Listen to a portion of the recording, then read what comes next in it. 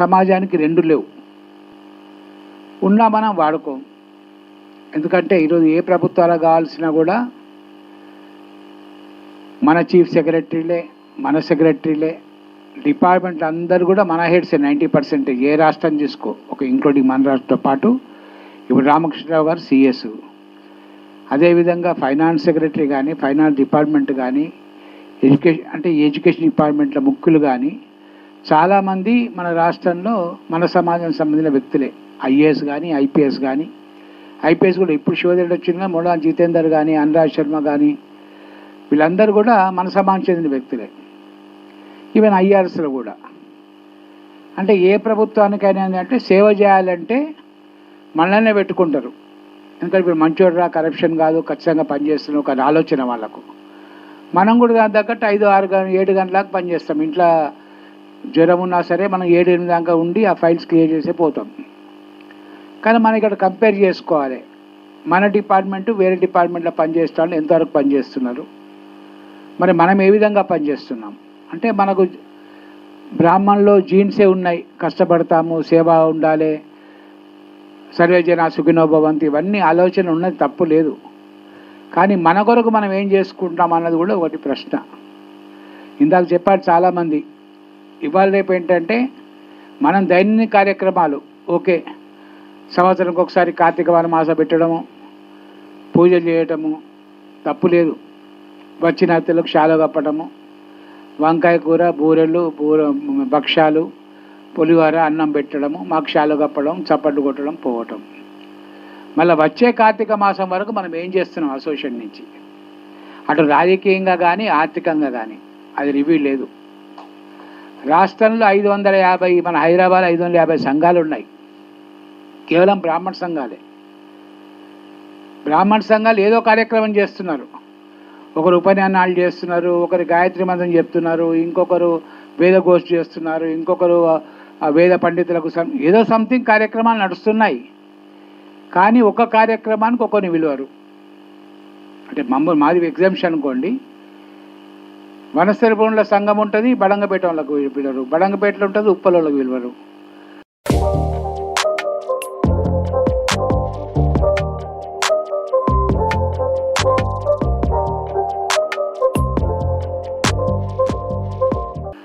ఆ సంఘంలోకి ఏమైనా చీలికలు వచ్చినాయనుకోండి, చీలికలు వస్తే అరే నువ్వే నా ప్రెసిడెంట్, నేను కాదా అని చెప్పి ఇంకో సంఘం పెడతాడు.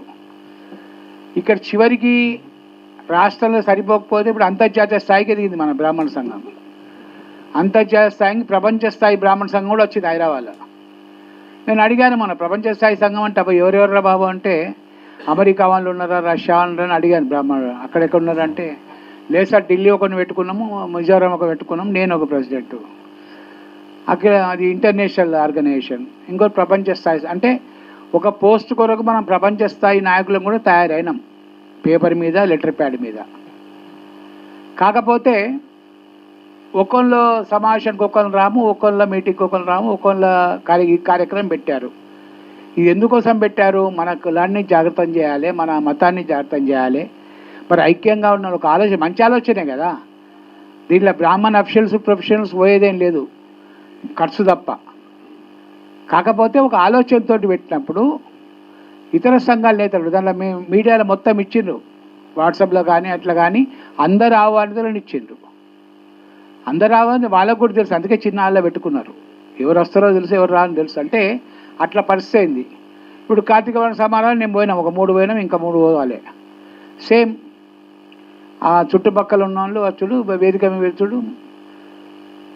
మనం 1:30 ఇప్పుడు ఈ టైంకి పోయినాం అనుకో, సభ ఉండదు, భోజనాల దగ్గర పోవాలి. మేము డైరెక్ట్గా భోజనాల దగ్గర ఫుల్ మేడం అయింది, వాడి దగ్గర పోయింది. ఇప్పుడు అంటే సభ అయిపోతే 11:30 అయిపోయి మన వాళ్ళకి ఇప్పుడు కూడా మనము యమునా పాఠక్ గారు చెప్పినట్టు ఇక 1:30 అవుతుంది అంటే టైం చూసుకుంటే ఆకలి అవుతుంది. మనం టైం చూసుకుని ఆకలి కాదు, కూర్చుంటాం. కానీ 1:30 అయితే వెంటనే అరే మనకు బీపీ ఉన్నది కదా, షుగర్ ఉన్నది కదా అని వెంటనే సైకాలజికల్ అందరూ ఆకలి తింటాం. తినవద్దు అంటలేను, అంటే వేరే కమ్యూనిటీకి మన కమ్యూనిటీకి చాలా భేదాలు ఉన్నాయి.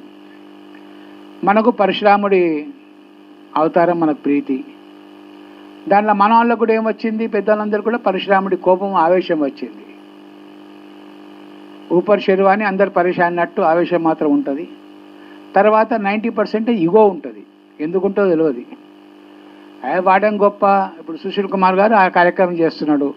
ఒక సుశీల్ కుమారే చేస్తాడు ఆ కార్యక్రమం. నేను రాదా, మాకు రాదా అంటే అది ఎందుకో మరి. సుశీల్ కుమార్ గారు చేసే మంచి కార్యక్రమే దాన్ని చేయనవుతా అని తప్పు లేదు.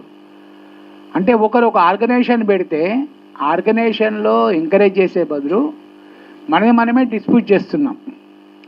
Same thing politics. దేశ రాజకీయాలను ఏలిన మన నాయకులు,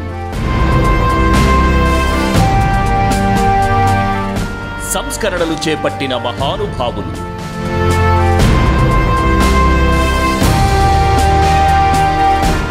ఆర్థిక పరిస్థితులను అంచనా వేసిన అపర చాణక్యులు,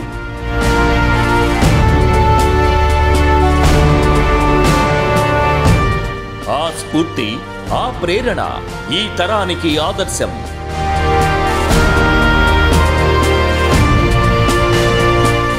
సమస్యలపై పోరాటం చేస్తూ దూసుకుపోతున్న ప్రతినిధులు, అన్ని వర్గాల వారితో మమేకమవుతున్న మన వాళ్ళు, ప్రజా ప్రతినిధులుగా ఎదుగుతూ రోల్ మోడల్గా నిలుస్తున్న యువనేతలు, మన లీడర్ మీ AB6 న్యూస్లో ప్రత్యేకం.